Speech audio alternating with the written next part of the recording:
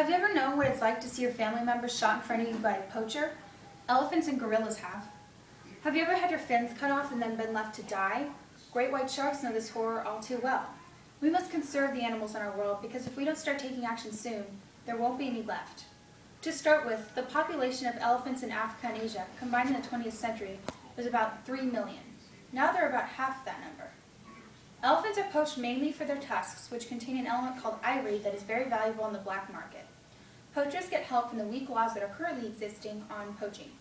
Conservationists have been hoping that the passage of the Wildlife Policy and Wildlife Bill in 2012 will reduce the rising cases of poaching. They argue that the poachers have no reason to quit these horrendous acts because if they're caught, the only consequences they face are maybe some jail time, but nothing serious.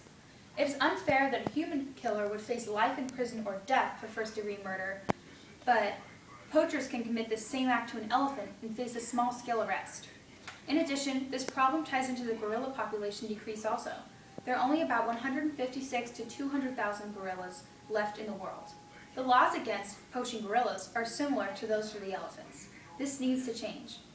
Secondly, great white sharks are also getting driven into near extinction by humans.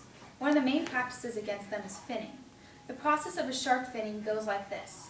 The fisherman catches a great white, cuts off its fins, and leaves it to die in the ocean. The shark either suffocates since it must swim to breathe, or gets eaten alive by other fish. Many people demonize sharks as vicious killers, but look how they are treated by the human race. Furthermore, we must strengthen the consequence of finning by bringing more attention to it in our communities.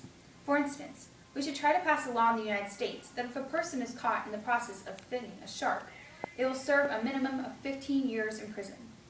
Once this law is passed, we could start appealing to the United Nations to get more severe finning laws in other countries also. Less people would do it if the consequences were more severe. To conclude, if when reading this you want to make a difference, educate people in your community. Get people together and start being legally disruptive. Or if you would like to make a difference by donating, visit www.ifaw.org or www.pewtrust.org. Thank you.